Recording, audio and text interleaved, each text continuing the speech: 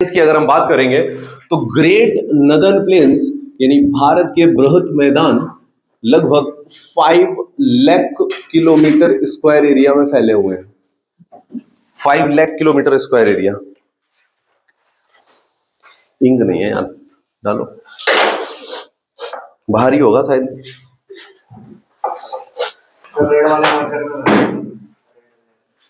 अच्छा, रेड में दिखेगा भी नहीं। 5 लाख किलोमीटर स्क्वायर एरिया में फैले हुए हैं। अगर हम great northern plains of India की बात करेंगे तो great northern plains of India Ganga,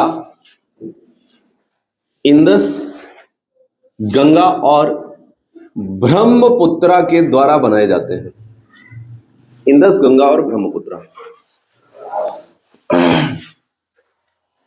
अरे यार, एक भी मार्कर में इंक नहीं है। रेड से सबसे कम दिखेगा। इंदस, गंगा और ब्रह्मपुत्र। अब यहां पे समझेंगे जरा, जो हमारी शिवालिक माउंटेन रेंज थी, कौन सी माउंटेन रेंज? शिवालिक्स। शिवालिक्स इसको क्यों बोलते हैं? क्योंकि शिव के अवशेष, रिमेन्स ऑफ शिवा बोला जाता है इसको, है ना। आउटर हिमालयाज। अब एक बात बताइए, आउटर हिमालयाज के नीचे वाला जो पोर्शन है, आउटर हिमालयाज के नीचे वाला जो पोर्शन है, ये क्या एकदम प्लेन होगा इंडिया का? यानी हिमालयाज के नीचे वाला पार्ट क्या प्लेन्स होंगे स्टार्टिंग से ही? तो ऐसा तो नहीं होगा। जब अर्थ बनी होगी तो भी ये क्या होंगे? उबड़ खाबड़ होंगे, ऊपर नीचे होंगे। लेकिन जैसे जैसे ये नदियां निकली इन प्लेन्स से होते हुए, वैसे वैसे इन्होंने इन प्लेन्स के ऊपर और उबड़ खाबड़ होने को क्या कर दिया? प्लेन बना दिया। यानी शिवालिक्स के नीचे पाई जाने वाली जो अनडुलेटेड, ऊपर नीचे, उबड़ खाबड़,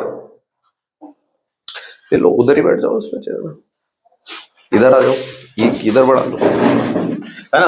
अनडुलेटेड जो स्ट्रक्चर था उसको भरने का काम किया है किस किस रिवर ने? Ganga, Indus, Ganga and Brahmaputra. तो हमारे ग्रेट नदर्न प्लेन्स किसके द्वारा बनाए गए हैं? इंदस, गंगा और ब्रह्मपुत्रा। ठीक है। अब अगर हम बात करेंगे तो इनकी जो ऊंचाई हो जाती है, एवरेज विद जो हो जाती है, यानी ऊंचाई जो हो जाती है, वो आपकी 200 से 300 मीटर्स ऊंचे हो गए हैं। ये हर जगह पे देखने को मिलते हैं, इतनी ऊंचाई हो चुकी है इनकी विद की। ठीक है,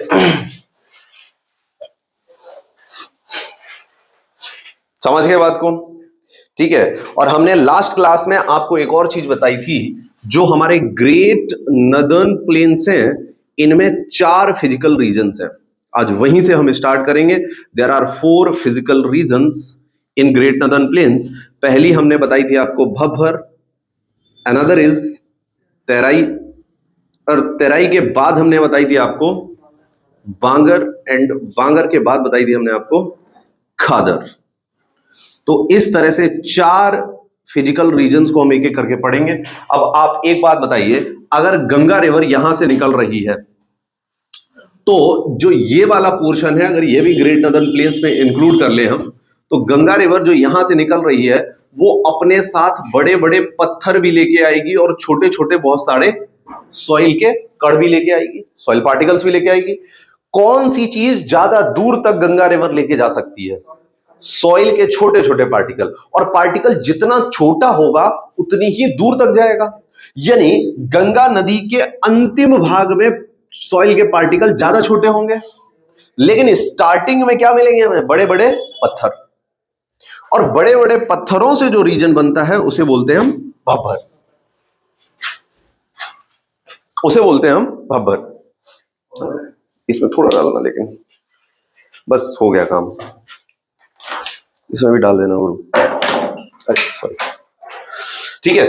अब भब्बर जो है आपका, ये सबसे पहला रीजन देखने को मिलता है हमको,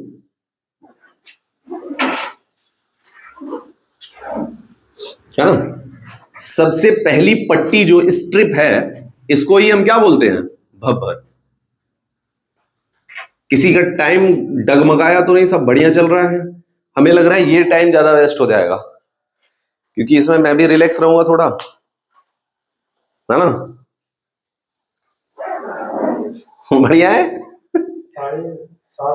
7:30 तक खींच देंगे, जो भी तुम बैठे रहोगे तब तक खींच देंगे, है ना?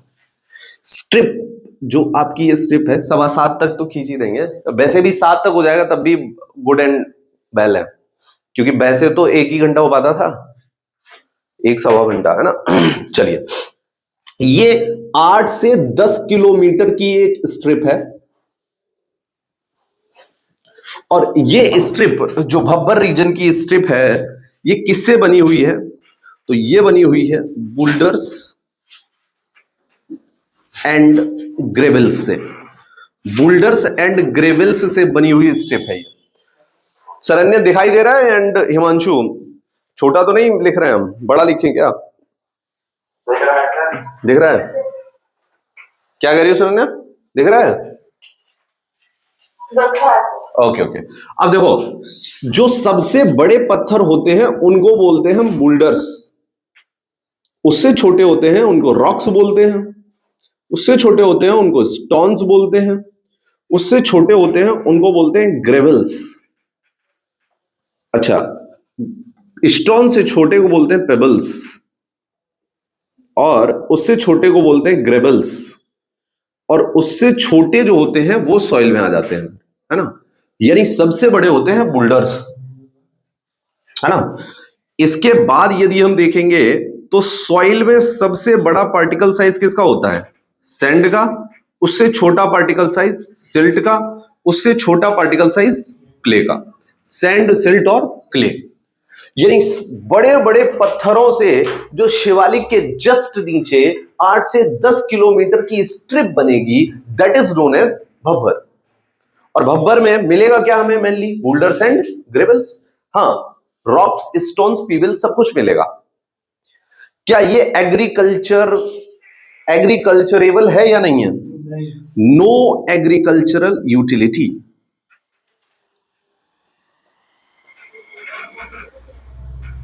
कोई एग्रीकल्चरल यूटिलिटी इसकी नहीं है, याद रखेंगे इस बात को, है ना? और जो भी रिवर्स आएंगी हिमालय से, क्या इसमें रिवर्स नीचे से निकल जाएंगी, दिखाई नहीं देंगी, है ना? तो इसमें याद रखेंगे भब्बर रीजन में हिमालयन रिवर्स डिसअपियर, यहां पे अपीयर नहीं होंगे, डिसअपियर हो जाएंगे हिमालयन रिवर्स। याद रखेंगे इस पॉइंट को भी।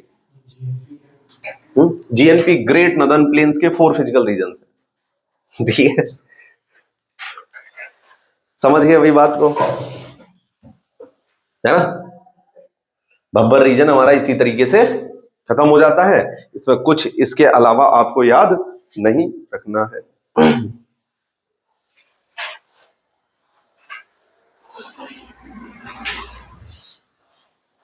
चलिए आगे, हटा दें इसको थोड़ा सा, या इधर लिखे हम, सभी आ रहा है आई थिंक इसमें तो।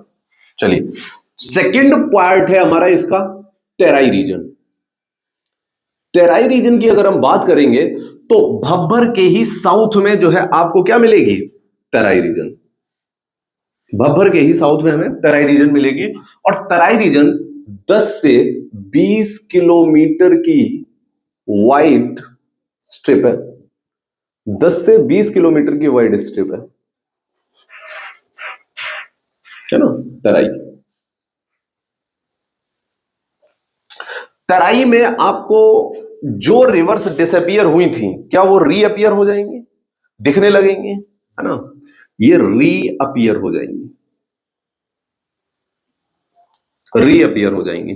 तराई रीजन की अगर हम बात करेंगे तो यहां पे क्या मार्शी एरिया या दलदली इलाका मिलेगा? क्यों? क्योंकि देखिए, जो रिवर्स यहां से आ रही थी इन पत्थरों में लग के, अब उनका जो फ्लो होगा वो स्ट्रीमलाइन नहीं होगा, अब फ्लो में मैनी स्ट्रीम्स बन जाएंगी, है ना? इन पत्थर में मान लो ये रिवर टकराई, अब ये रिवर इधर से भी निकलेगी, इधर से भी निकलेगी, इधर से भी निकलेगी, इधर से भी, ऐसे करके, है ना? छोटी छोटी बहुत स्ट्रीम बनने की वजह से ये एरिया क्या हो जाएगा? मार्शी, यानी दलदली इलाका हो जाएगा, है ना?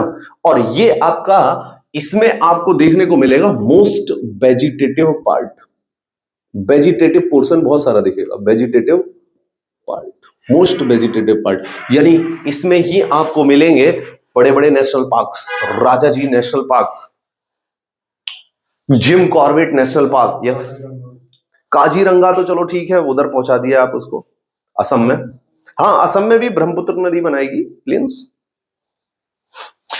है ना, समझ गए बात को।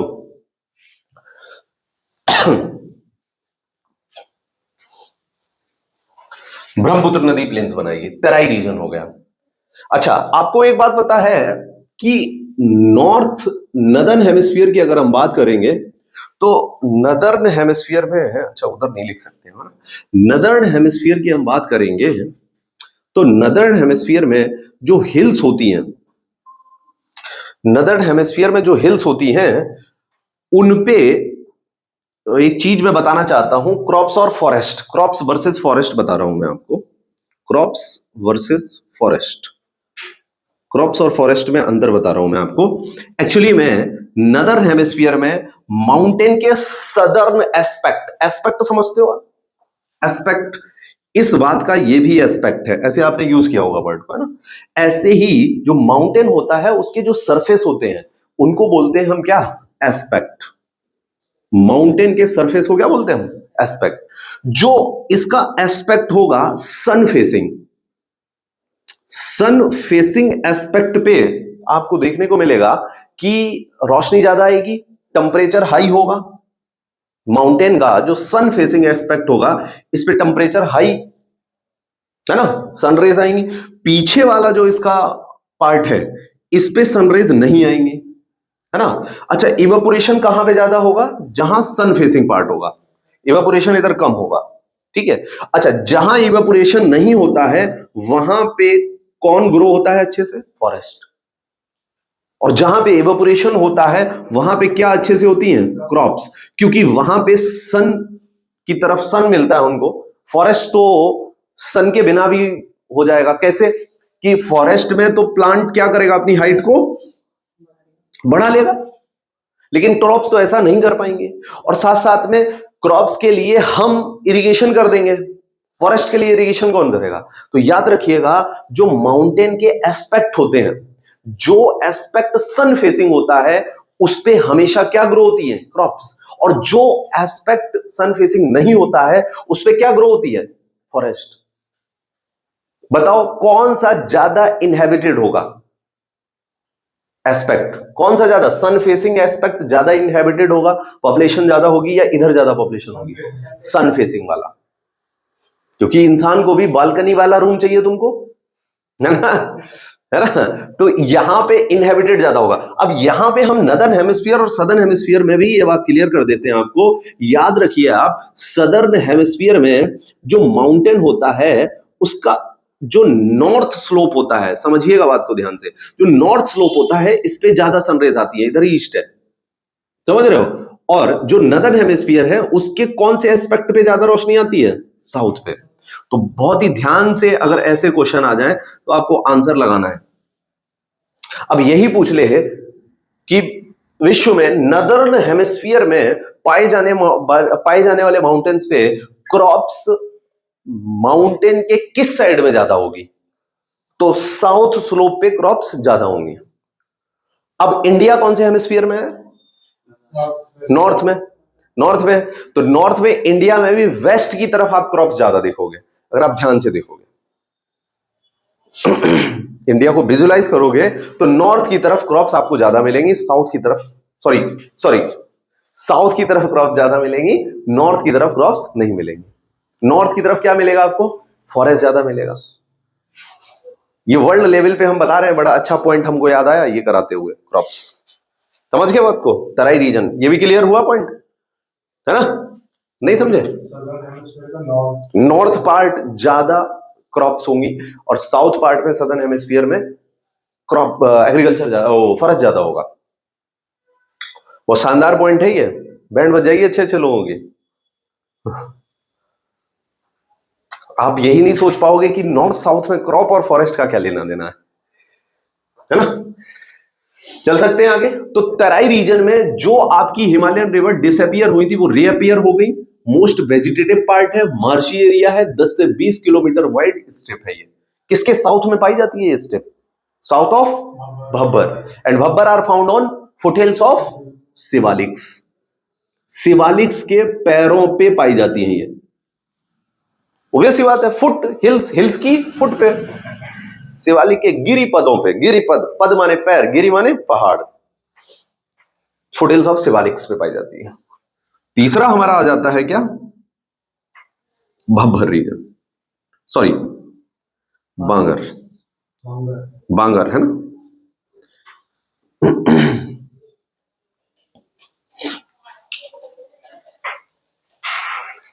है ना, हमारा कुछ छुट्टे नहीं दे रहे हम, लेकिन हटा दे इसको, थोड़ा सा हटाना पड़ेगा अब हमको, लग रहा है। चलो कौन सा वाला?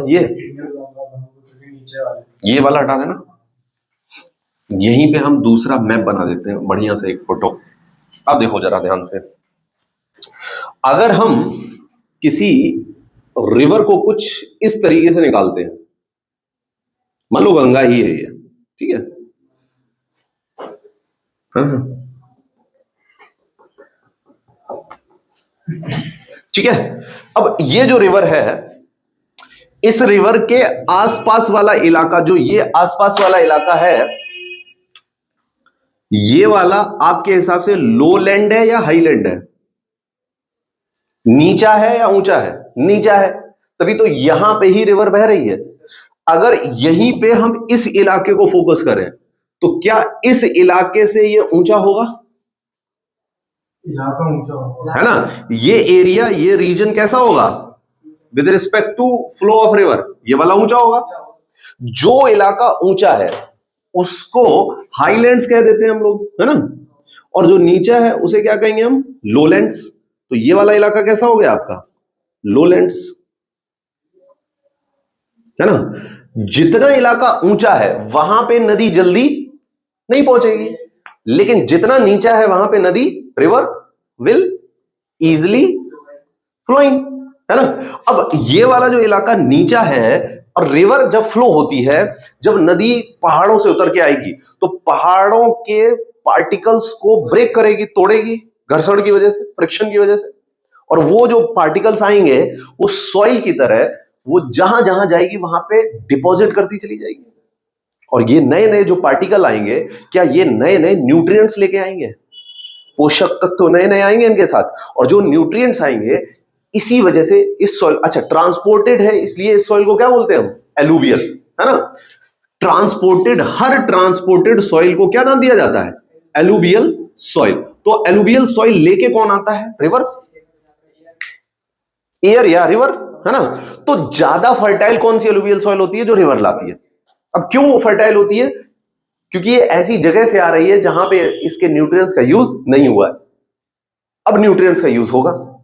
गंगा में जब ये छोटे छोटे कण धुल के आते हैं, तो गंगा में नए नए जड़ी बूटियों, कहते नहीं, गंगा का पानी जो है खराब नहीं होता है जड़ी बूटियों से, सारे बहुत सारे उसमें होते ना। आपका नहीं समझे मेरी बात को? समझ गए? अब जितना भी लो लैंड इलाका है वहां तो ये रिवर फ्लो होती रहेगी, यानी एलुवियल सॉइल कैसी मिलेगी वहां पे? हमेशा नई, फर्टाइल, न्यू एलुवियम। लेकिन जो हाई लैंड होगा वहां पे क्या मिलेगा? Old alluvium.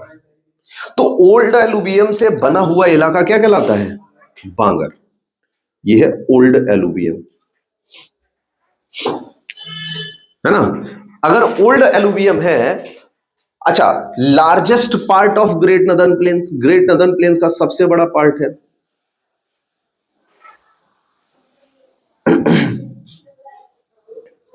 Great northern plains का सबसे बड़ा पार्ट है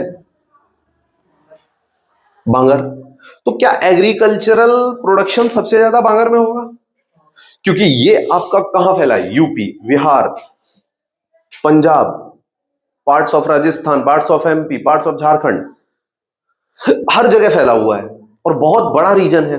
तो इसमें आपका एग्रीकल्चर सबसे ज्यादा होता है। एग्रीकल्चर सबसे अगर ज्यादा होगा तो क्या इन लोगों ने इसकी सॉइल को एकदम बेकार कर दिया होगा? न्यूट्रिएंट खा लिए होंगे इन्होंने, खत्म कर दिए होंगे, है ना। अब अच्छा, न्यूट्रिएंट्स तो खत्म किए ही किए, इन्होंने दूसरी चीज यूज की, इसमें बहुत सारे फर्टिलाइजर्स का यूज किया। करते नहीं करते ये लोग? बांगर रीजन में फर्टिलाइजर का बहुत यूज करते हैं। और बांगर रीजन में जब आप फर्टिलाइजर यूज करोगे तो फर्टिलाइजर सॉइल में घुल जाएगा, और जब सॉइल में घुल जाएगा फर्टिलाइजर, तो आप जब इरिगेशन करोगे, जैसे मान लो आपने सॉइल में घोल दिया, मतलब डाला फर्टिलाइजर सॉइल में, डिसॉल्व हो गया, अब आपने क्या किया, उसको प्लोइंग कर दी। प्लोइंग करके क्या किया आपने, हाँ, ऊपर वाली लेयर को नीचे डाल दिया जाके, फर्टिलाइजर नीचे पहुंच गया, नई सॉइल ऊपर आ गई, फिर से फर्टिलाइजर डाला, फिर से आपने ऊपर, मतलब नीचे काफी फर्टिलाइजर जा रहा है। लेकिन आप जब इरिगेशन करोगे, और इरिगेशन के बाद होगा इवेपोरेशन, होगा नहीं होगा, पानी लगाओगे इवेपोरेट होगा, ऊपर जाएगा, इवेपोरेशन होगा तो सारा फर्टिलाइजर ऊपर आ जाएगा और खेतों में बन जाएगी व्हाइट लेयर। और व्हाइट लेयर की दिक्कत सबसे बड़ी कहां पे है? बांगर रीजन में। इसको कहते हैं रेह। जो व्हाइट लेयर देखने को मिलती है इसे रेह बोलते हैं। तो रेह, अब क्वेश्चन इसमें यह आता है, reh is due to over use of fertiliser और रिपीटेटिव इरिगेशन। इसमें बड़ा रीजन है रिपीटेटिव इरिगेशन। दूसरे नंबर पे हम फर्टिलाइजर को रखेंगे, क्योंकि रिपीटेटिव इरिगेशन करने से जरूरी नहीं है आपने फर्टिलाइजर डाल के सॉल्ट डाले हो। रिपीटेटिव इरिगेशन करने से जो भी नीचे सॉल्ट्स हैं सब ऊपर आएंगे, अपने नहीं भी डाले फिर भी आ जाएंगे। समझ गए बात को? क्लियर हुआ नहीं हुआ? है ना? अच्छा, रेह के साथ साथ ये जो एरिया है इसे ऊसर खल्लर भी कहते हैं, क्योंकि ये धीरे धीरे क्या हो रहा है, धीरे धीरे नॉन रिप्रोडक्टिव बन रहा है, नॉन फर्टाइल बन रहा है। बिल्कुल, फर्टिलिटी कम होती जा रही है। और ज्यादा अगर आप प्लोइंग ज्यादा करते हो, अगर आप खेत ज्यादा जोतोगे, प्लोइंग ज्यादा करोगे, तो इरोजन को आप न्योता दोगे। सॉइल इरोजन होगा या नहीं होगा? प्लोइंग से इरोजन का रिलेशन क्या है? देखो क्या करते हो आप, बड़े से पत्थर को छोटे छोटे पार्टिकल में तोड़ रहे हो। आप एक बार नहीं बार बार तोड़ रहे हो, और जब वो पार्टिकल छोटा हो जाता है तो हवा के साथ उड़ जाता है। पानी के साथ तो जब उड़ेगा जब आएगा पानी, वो तो ठीक है, लेकिन हवा के साथ उड़ गया। हवा के साथ कब उड़ा? जब रिपीटेटिव फ्लोइंग हुई। तो रिपीटेटिव फ्लोइंग भी आपकी क्या, किसको न्योता दे रही है? इरोजन को, सॉइल इरोजन को। तो इरोजन हो जाएगा। अब इरोजन हो गया तो आपके फील्ड में पड़े हुए पत्थर नुमा जो टफ एंड टाइट जो पार्टिकल्स हैं वो तो रह जाएंगे। तो इस तरीके से दिखेगा, जैसे आप इमेजिन कर सकते हो कि मान लो आपने लैया, समझते हो लैया? अरे ये मुरमुरा, ये क्या कहते हैं इसको, जही।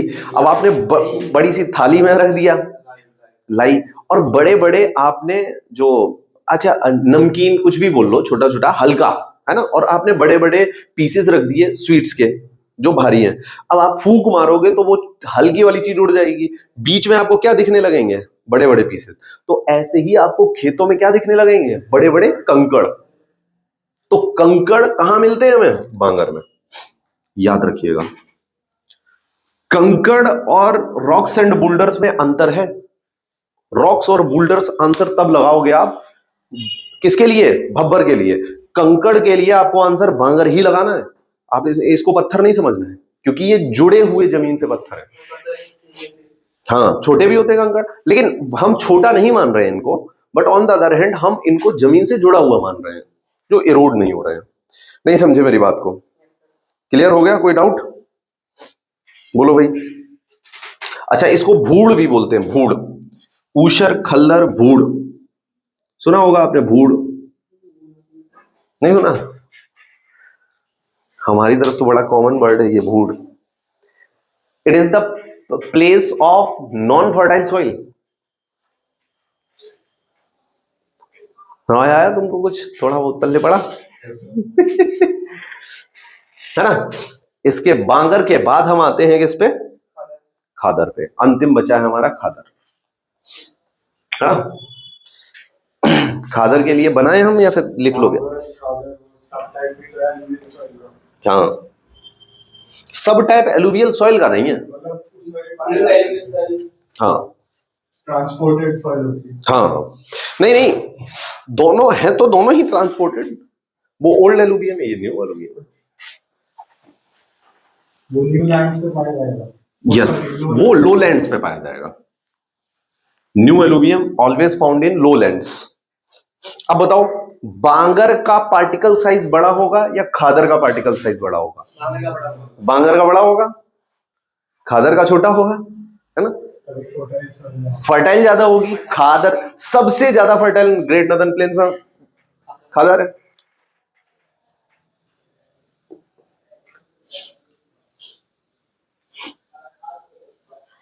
लो लैंड्स में पाया जाता है, इसमें न्यू एलुवियम मिलेगा। Most fertile part of great northern plains.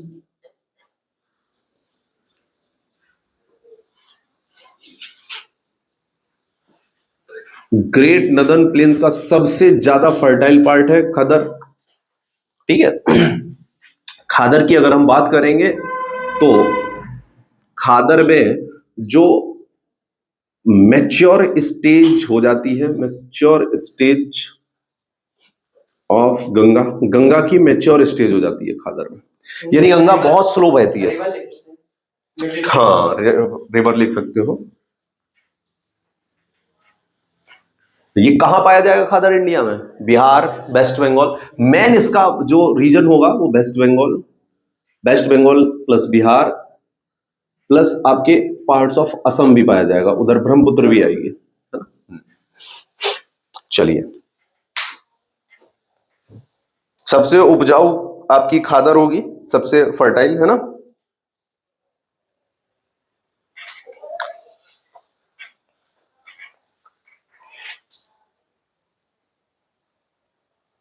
नहीं समझे मेरी बात को? समझ गए?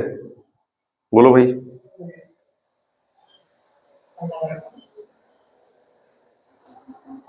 चले आगे, क्लियर है? कोई डाउट नहीं? चलो, ऑनलाइन किसी को कोई डाउट? समझ आ गया सारा? हटा दे, बताओ, लिख लिया आप लोगों ने? Sharanya and Himanshu, you only 2 are. समझ आ गया? समझ आ गया? हटा दें?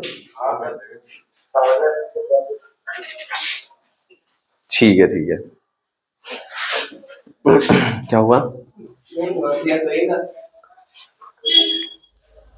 पता नहीं भाई, तुम दोनों लोग साथ में रहो जाके, तब पता रहेगा एक दूसरे का।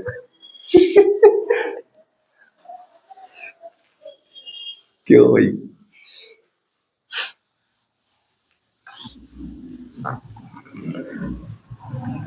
चलिए, हमारा नया टॉपिक है। नए टॉपिक पे जाने से पहले कुछ इंपॉर्टेंट नोट पॉइंट्स लिख लीजिए। नोट पॉइंट में सबसे पहले पॉइंट लिखेंगे चोज। एक्चुअली में चोज क्या होते हैं? चोज हमें मिलते हैं इंडिया में, इंडिया में होशियारपुर है, सुना है आपने कभी? कहां पे है ये? पंजाब। यहां पे सारे होशियार लोग रहते हैं। क्या कह रहे हो? होशियारपुर पंजाब। होशियारपुर पंजाब में सबसे ज्यादा मोस्ट ऑफ द चोज पाए जाते हैं। अब चोज है क्या? पंजाब में आपका जो माउंटेनियस रीजन है, माउंटेनियस रीजन में है, जो आपकी रिवर इरोजन कर देती है, रिवर जो आपका इरोजन कर देगी, उससे बनने वाले गड्ढे यानी डिप्रेशंस को चोस कहा जाता है। इसमें भर जाता है पानी, है ना। Chos are those depressions formed by the erosion of rivers in hilly region of Punjab.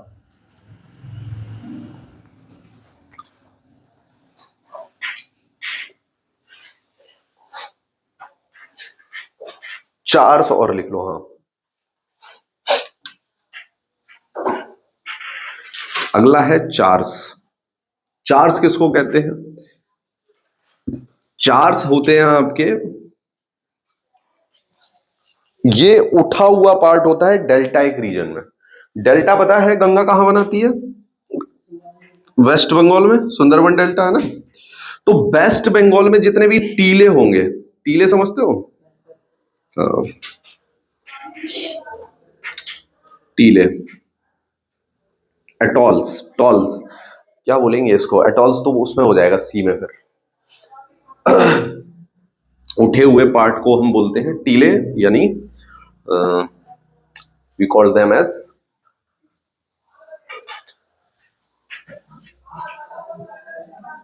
कभी कभी वर्ड ही नहीं आता है।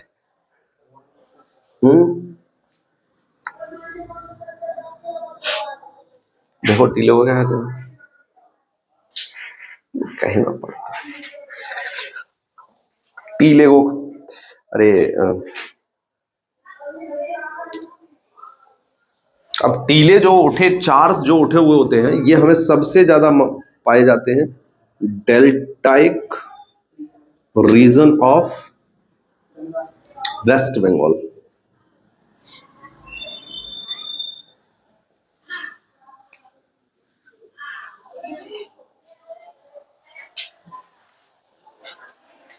दिखाओ, दिखाओ, दिखाओ।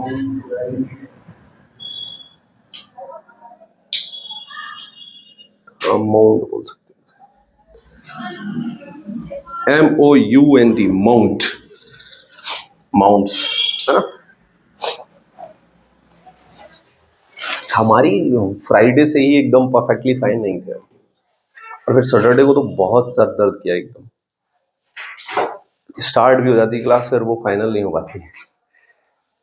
हाँ, है ना, वही तो जरूरी है यार, नहीं तो। अच्छा, हम YouTube पे क्लासेस ले रहे हैं प्रीवियस ईयर क्वेश्चंस की, वो तुम लोग लेने नहीं आ रहे हो? आओ, वो वैसे ही करा दें क्या? ऐसे ही मजे आ रहे हैं। या ऐसा करें, अरे ली नहीं थी उस दिन, तुम भी तो आए थे। हाँ, तो आए थे। हाँ, अच्छा, अच्छा ऐसा करें कि हम टेस्ट पेपर निकालें इस पे, और गूगल मीट पे ही डिस्कस करते हैं पूरा, ऑनलाइन, या फिर ऑफलाइन ही चाहिए तुमको? ऑफलाइन चाहिए, ठीक है, ठीक है, ऑफलाइन में बैठकर दिमाग में जाता है। ठीक है, ठीक है।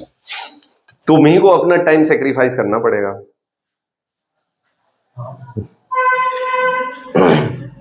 बढ़िया है, तो हम वैसे करा देंगे, बट यूटिलाइज ही है वैसे तो। चार्स समझ गए भाई इतनी बात को। अब हम चलते हैं, नया टॉपिक शुरू करते हैं। ग्रेट नदन प्लेन हमारे खत्म, फिनिश, टट्टा बाय बाय। रिवाइज करो इसको, हाँ, जब तक हम मिटा रहे हैं, कर रहे हैं, एक बार रिवाइज कर लो खट से। अभी हम पूछते हैं, yes,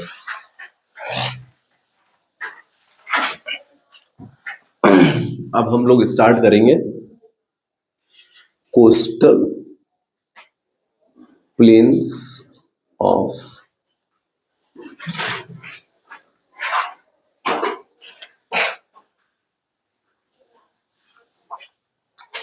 India.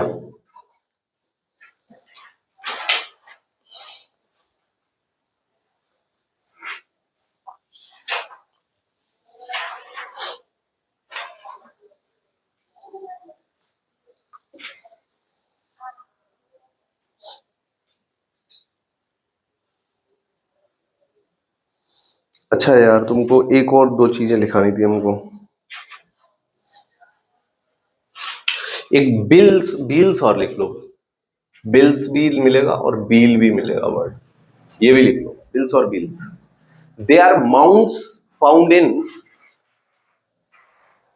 They are mounts found in Jharkhand reason.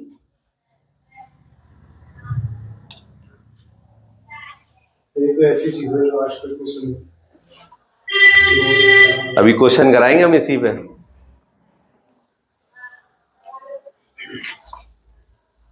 ये उसका पार्ट कर रहे हैं, तो लैंड फॉर्म्स वगैरह जब पढ़ते हैं। लैंडफॉर्म में बिल्स और बील नहीं बताएंगे क्योंकि ये इंडिया तक लोकेटेड है। जब हम लैंडफॉर्म्स पढ़ेंगे ना तो वो ग्लोबल वो पोजीशन ले लेगा। एक और लिख लो प्लाया। प्लाया, प्लाया जो है ये जैसे कि राजस्थान में, राजस्थान वाले पार्ट में अगर धूल बहुत सारी उड़ जाए कहीं से, है ना, तो बन जाता है जो डिप्रेशन, उसे प्लाया बोलते हैं। गड्ढा बन जाएगा जो राजस्थान वाले एरिया में धूल उड़ के, तो उसको प्लाया बोलते हैं। PLAY है प्लाया। प्लाया की अगर हम बात करेंगे और अगर प्लाया में भर जाए पानी तो इसको बोलते हैं लेक, जिसका नाम है बॉल्सन। तो ये सब बड़ा ही कंफ्यूजिंग स्टेटमेंट होते हैं जब बनते हैं ये।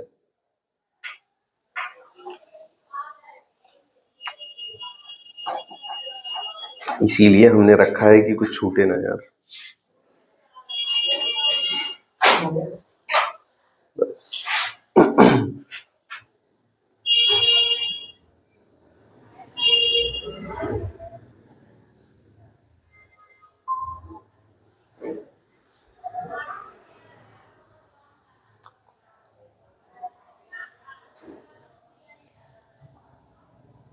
तो आपके वहाँ पे 4:30 to 5:30 हो गए। कराया है यार, यहाँ पे बड़ा भी दिक्कत है वहां पे, लेकिन हम इस पार्ट में ज्यादा सही रहता है ना।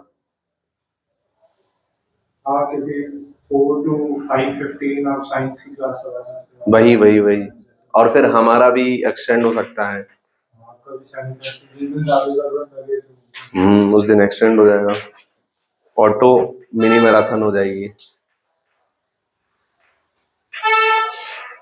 चलिए आगे बात कर लेते हैं कोस्टल प्लेन्स ऑफ इंडिया की।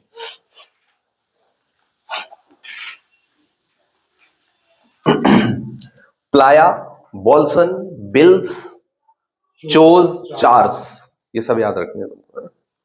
ये इंडिया के ही रिस्पेक्ट में आपको देखने को मिलेंगे, बाहर नहीं, क्योंकि ये रीजनल नाम्स हैं। जो वो रीजन में रहने वाले लोग हैं वही इस नाम से बोलते हैं उसको। चलिए तो अब बात कर लेते हैं हम कोस्टल प्लेन्स ऑफ इंडिया की। इंडिया के कोस्टल प्लेन्स की अगर हम बात करेंगे तो इंडिया के ईस्ट और वेस्ट दोनों साइड कोस्टल प्लेन्स देखने को मिलते हैं हमको। एक्चुअली में इधर साइड एक माउंटेन रेंज है और इधर साइड भी एक माउंटेन रेंज है।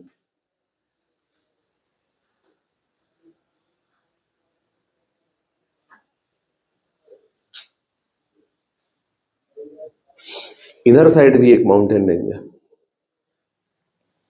और इन माउंटेन रेंज का नाम तो आप जानते ही होंगे। क्या है इनका नाम?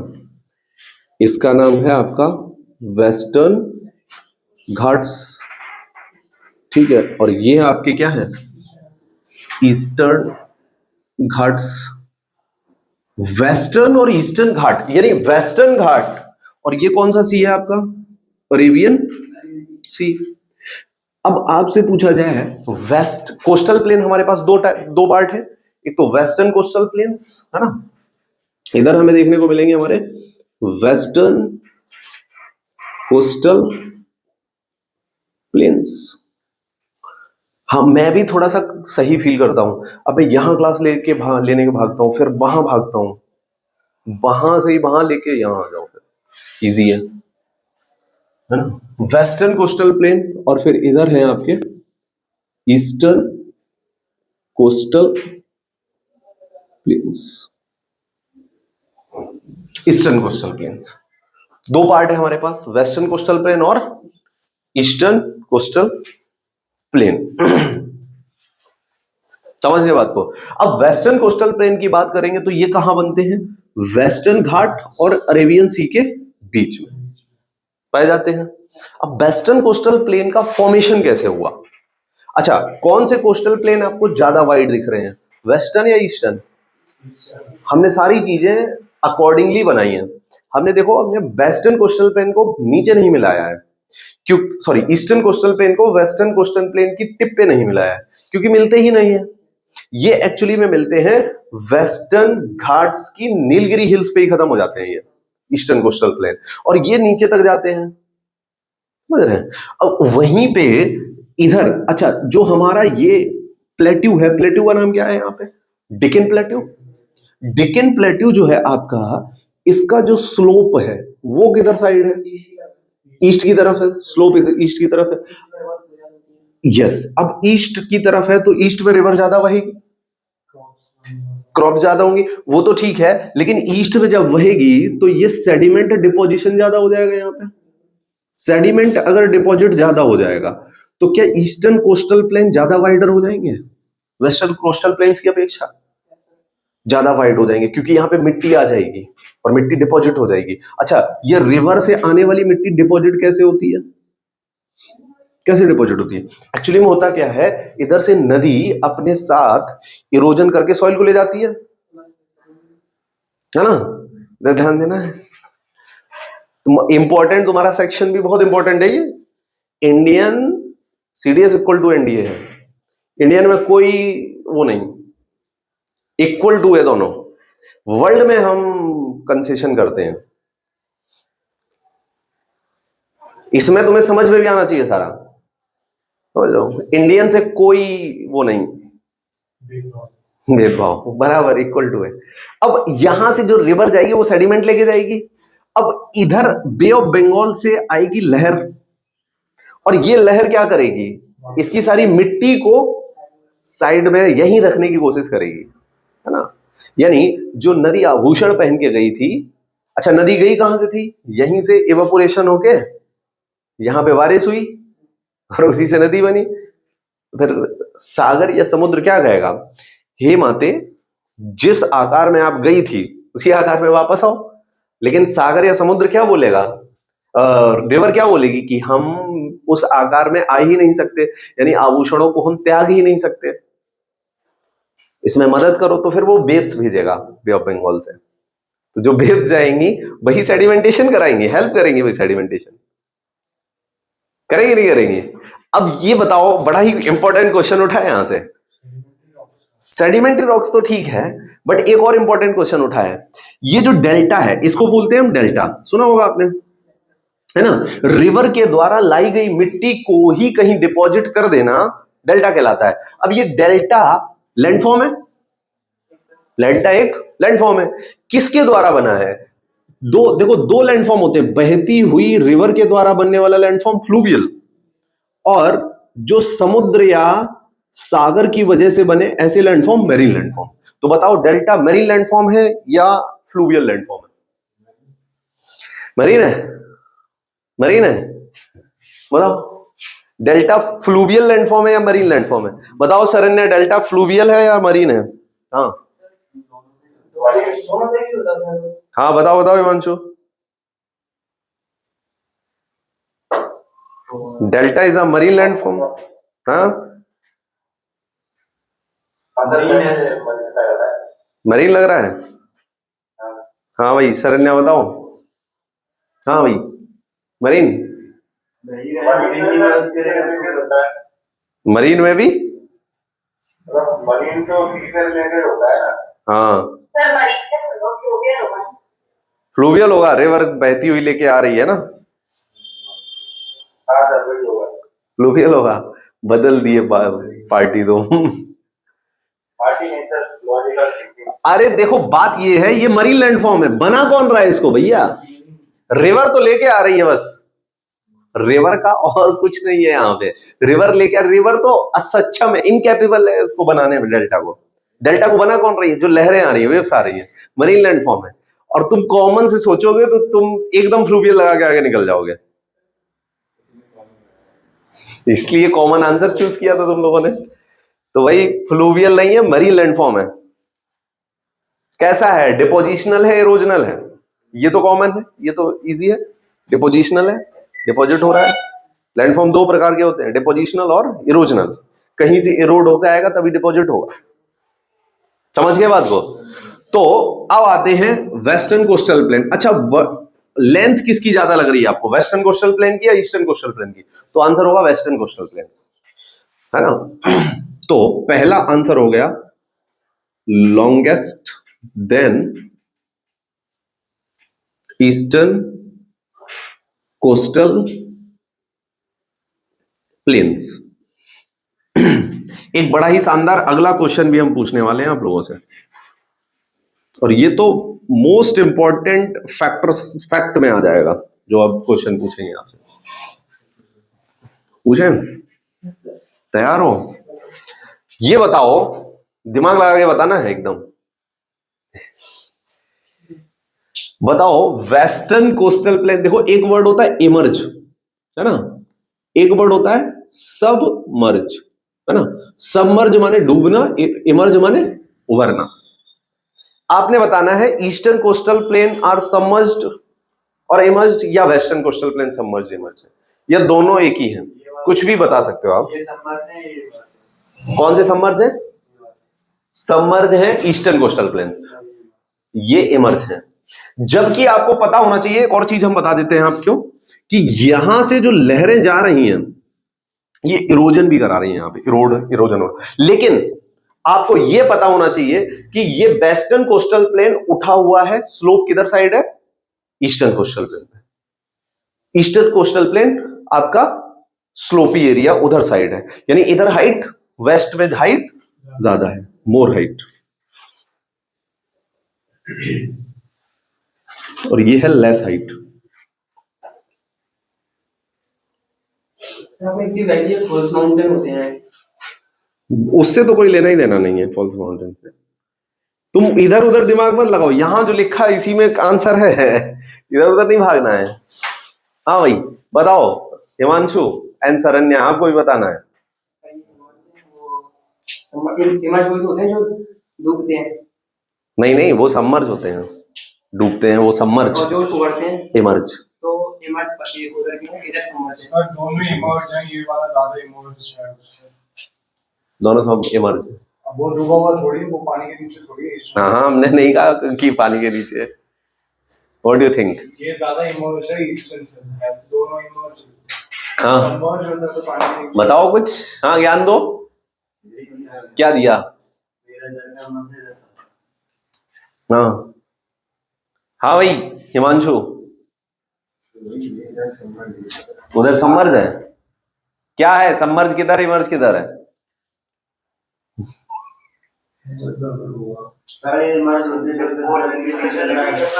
हैं?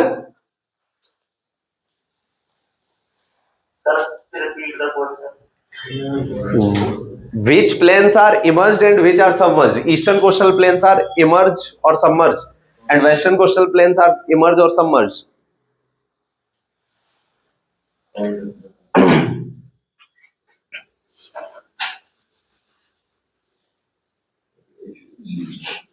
ये है आपके emerge, eastern coastal planes.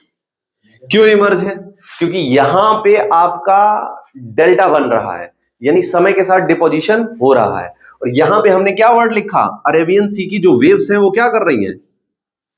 Erosion कर रही हैं, लहरें जा रही हैं, काट रही हैं, है ना। तो ये क्या हो जाएंगे आपके? सबमर्ज्ड। इवन आपको पता है ज्यादा हाइट वेस्टर्न साइड में है, फिर भी आपने ये याद रखना है ना। वेस्टर्न कोस्टल प्लेन या ईस्टर्न कोस्टल प्लेन, बारिश कहां ज्यादा होगी? मोर रेनफॉल, हाँ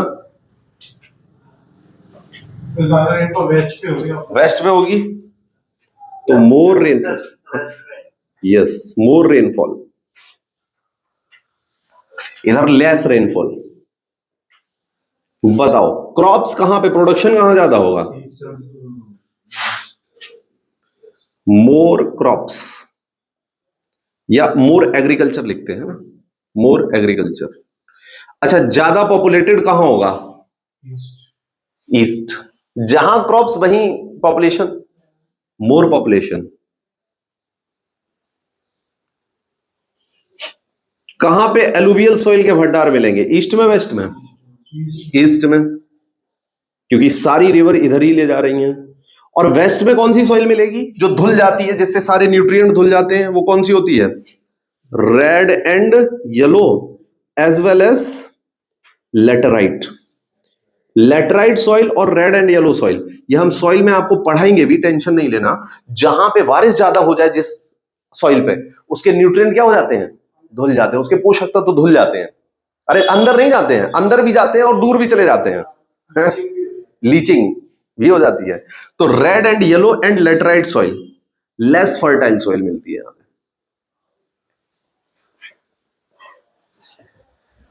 नहीं समझे मेरी बात को? समझ गए ना भाई? अच्छा, अगर आपसे बोला जाए इरोजन कौन से कोस्टल प्लेन्स पे हो रहा है, वेस्ट पे या ईस्ट पे? वेस्ट पे।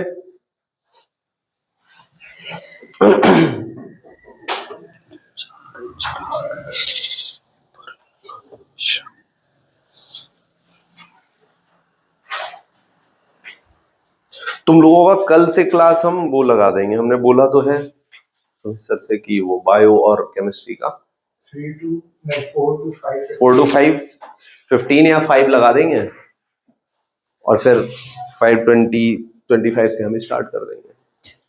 मोस्ट प्रोबेबली 5:30 से तो हो ही जाएगा। तक आप रिवीजन भी कर सकते हो बीच में, 20 मिनट होना चाहिए, 20 मिनट सेल्फ के लिए टाइम होना चाहिए, है ना? चले भैया आगे। अब हम तोड़ देते हैं इनको, वेस्टर्न कोस्टल प्लेन के भी पार्ट्स कर देते हैं और ईस्टर्न के भी पार्ट्स कर देते हैं ना। सबसे पहला पार्ट जो वेस्टर्न कोस्टल प्लेन का होगा गुजरात में देखने को मिलेगा और इसको हम काठियावाड़ कोस्ट बोलते हैं। वेस्टर्न कोस्टल प्लेन के अलग लिखने हैं और ईस्टर्न के अलग लिखने हैं। और एक पॉइंट और लिखना है कि नॉर्थ से साउथ जाते हुए वेस्टर्न कोस्टल प्लेन की विड्थ कम होती है। ये पॉइंट इंपॉर्टेंट है, ये लिखिए।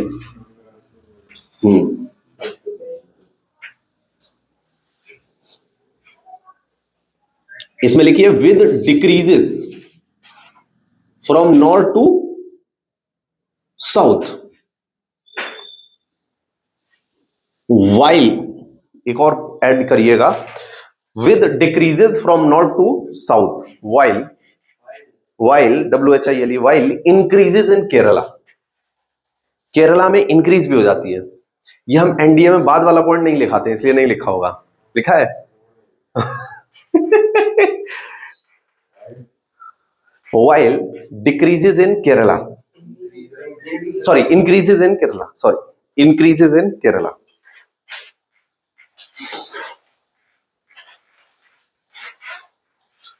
है ना?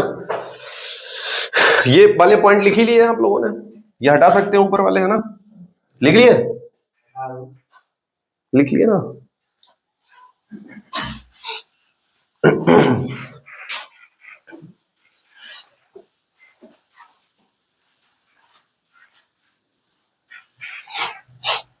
चलिए, तो अब आ जाते हैं, सबसे पहली कोस्ट है हमारी काठियावाड़ कोस्ट।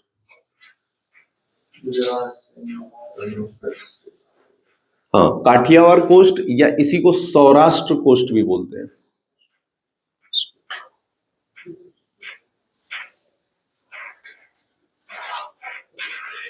ये आपकी कहां से शुरू होती है? Run of Kutch of Gujarat से कहां तक जाती है?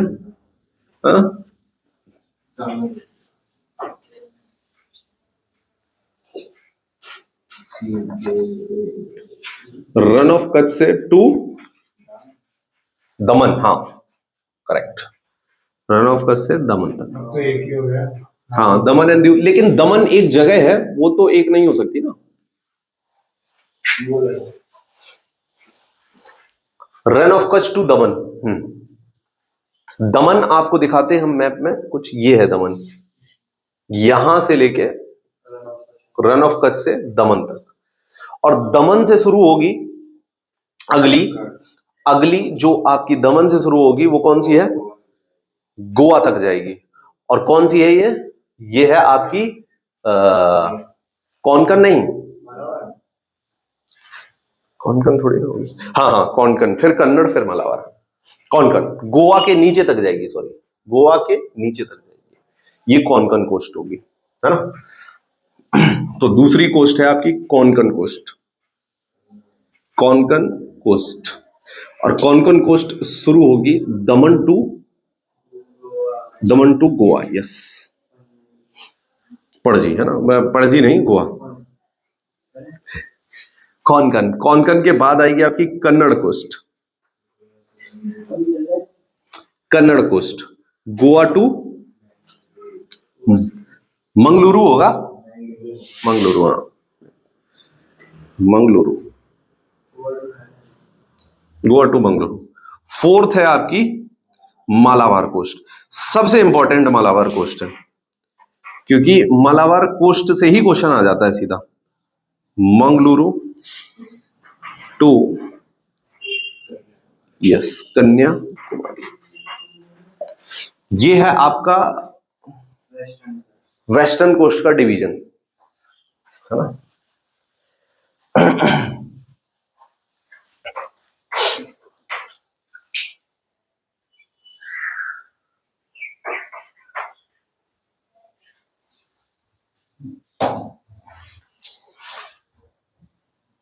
है ना, इसमें थोड़े से और पॉइंट लिख लो, फिर ईस्टर्न कोस्टल प्लेन्स पे चलते हैं। एक पॉइंट लिखो, पहले वेस्टर्न कोस्टल प्लेन्स लिख लो, उसके बाद एक दो चार पॉइंट और लिख लो।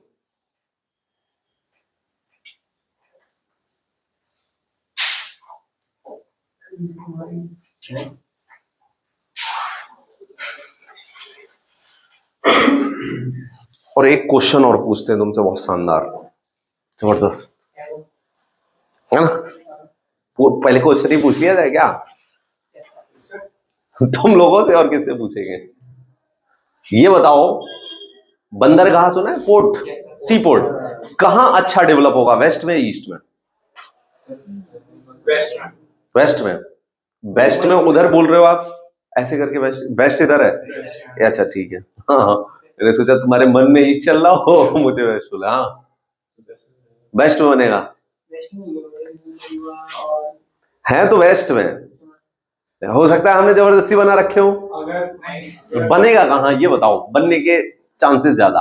न्यूक्लियर सबमरीन को छुपा के सोल्व करते हैं, तो इनको लहरें ही हेल्प कर देगी वो इरोजन करने में, तो हमें ज्यादा एफर्ट नहीं मारना पड़ेगा, वो अंडरग्राउंड की जो वो बिल्ड वो होगा, प्रोसेस होगा, वो इजी होगा वेस्ट में। करेक्ट, आशीष नहीं पता, हिमांशु कहाँ पत्तन बंदरगाह बनाना कहाँ इजी है, पोर्ट बताओ, शरण्या, दोनों लोगों को बताना है। It is easier to form ports on western coastal plains और ईस्टर्न कोस्टल प्लेन्स। आईएएस में आया हुआ स्टेटमेंट है।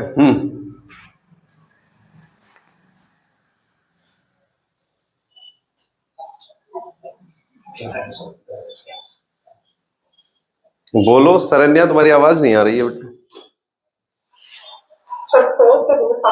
सोच रही है, ठीक है सोच लो भाई। हिमांशु बताओ, किधर बना है भाई, ईस्ट में बना है, वेस्ट में बना है कोस्टल पोर्ट्स को? आंसर दे दिया, क्या दिया हमने? अच्छा हाँ हाँ, वो तो अरे यार सोचो तुम लोग, देखो, अच्छा जहां का कोस्टल प्लेन ज्यादा कटा फटा होगा वहां पे ही बनाना इजी होगा। क्यों, एक बात बताओ, जो आपका शिप होता है या जो भी नेवल शिप्स होते हैं, ये पानी में चलते हैं, जमीन पे चलते हैं? ये तो सिंपल सा लॉजिक है, पानी में चलते हैं, है ना। जहां पे मिट्टी ज्यादा होगी, अब देखो ईस्ट में मिट्टी डिपॉजिट हो रही है आके, यहां के किनारे पे चलाना और मुश्किल हो जाएगा, लेकिन यहां से इरोजन हो रहा है, तो क्या होगा, मिट्टी यहां से हटेगी, तो हटेगी तो गड्ढे बनेंगे, तो ज्यादा कटा फटा कौन सा होगा, वेस्ट, और कटा फटा जहां पे ज्यादा होगा वहां पे बनाना पोर्ट्स को इजी हो जाएगा, वो भी वेस्ट में ही होगा, है ना। नहीं समझे मेरी बात को, रिपीट। हमने ये बोला कि जो वेस्टर्न कोस्टल प्लेन्स हैं इनमें इरोजन ज्यादा होगा, पानी जाएगा फिर वापस आएगा, इरोजन होगा, इरोजन होगा तो ये कटे फटे होंगे, कट जाएगा ये पार्ट, अंदर तक इरोडेड हो जाएगा, इरोडेड हो जाएगी ये पार्ट, इरोडेड हो जाएगी तो यहां पे पोर्ट बनाना इजी हो जाएगा, क्योंकि पोर्ट क्या होता है, जहां गड्ढा हो जाए इस तरह से लैंड में, वो पोर्ट बन गया। लेकिन वेस्ट में ऐसा नहीं होगा, सॉरी ईस्ट में ऐसा नहीं होगा। ईस्ट में तो मिट्टी आके डिपॉजिट होगी, नहीं होगी? अगर डिपॉजिट होगी मिट्टी आके तो फिर पोर्ट बनाना इजी नहीं होगा। यहाँ पे बहुत डिफिकल्ट होगा, और बनाया हुआ पोर्ट खत्म हो जाएगा कुछ दिनों बाद। डिपोजिशन हो रहा है ना, तो यहाँ पे बड़ा ही डिफिकल्ट टास्क है पोर्ट बनाना ईस्ट की तरफ। डेल्टा पे अगर ट्राई किया, डेल्टा पे ट्राई अब तब पोर्ट बना सकते हो। डेल्टा पे भी जगह देखोगे आप, कहां पे पोर्ट इजी रहेगा, जहां पे माउथ ही हो रिवर का। अब मान लो रिवर डेल्टा ये बन रहा है और इसके बीच में ये रिवर का भी तो पानी निकलेगा। ये थोड़ी ना मिट्टी रिवर का पानी रोक लेगी, ऐसा तो नहीं होगा। अब जहां पे निकलेगा रिवर का पानी, वहां पे तो गड्ढा ही होगा, ये तो पक्का है। तो रिवर के माउथ पे बन जाएगा पोर्ट। लेकिन डेल्टा अगर बन रहा है तो नहीं बनेगा। डेल्टा जो रिवर बनाती है वहां पे पोर्ट बनाना बड़ा ही डिफिकल्ट टास्क है। नहीं समझे मेरी बात को? समझ गए? शरण्य आया कुछ दिमाग में? हिमांशु, ओके हिमांशु सोच लिया आपने? मैंने तो वेस्ट बताया ही था। अच्छा वेस्ट बताया था आपने, गुड गुड। समझ गए? अरे हम सुन रहे थे भाई, सुन रहे थे, तुम्ही ने बताया था ना। हाँ सुन लिया था। ठीक है, तो कहां पे कोस्ट जो है पोर्ट बनाना इजी, और पोर्ट ज्यादा भी कहां होंगे? सारे पोर्ट गुजरात में देखो, most of the port Gujarat में। दूसरे नंबर पे पोर्ट्स हैं महाराष्ट्र। इधर कोस्ट पे पोर्ट बहुत कम मिलेंगे तुमको। चलिए आगे चलते हैं, थोड़े से और पॉइंट लिख लो इसमें। तो वेस्ट पोर्ट्स का भी लिख लेना ये point. Easier to make ports on western coast of India.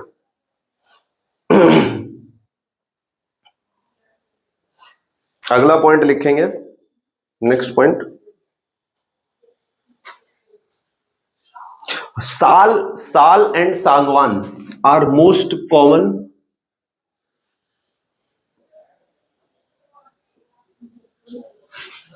vegetation along west coast.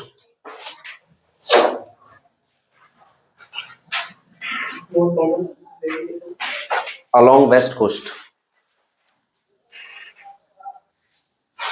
Spices, अगला पॉइंट, स्पाइसेस,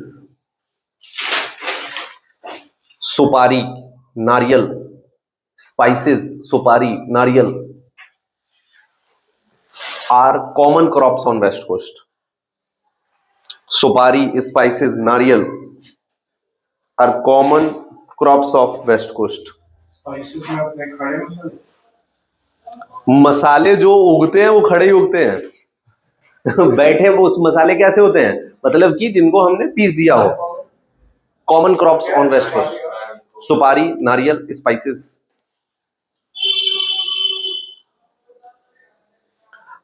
आज तुम्हारा वो दूर हुआ होगा, हम खड़े और बैठे कैसे अलग अलग होते हैं ना।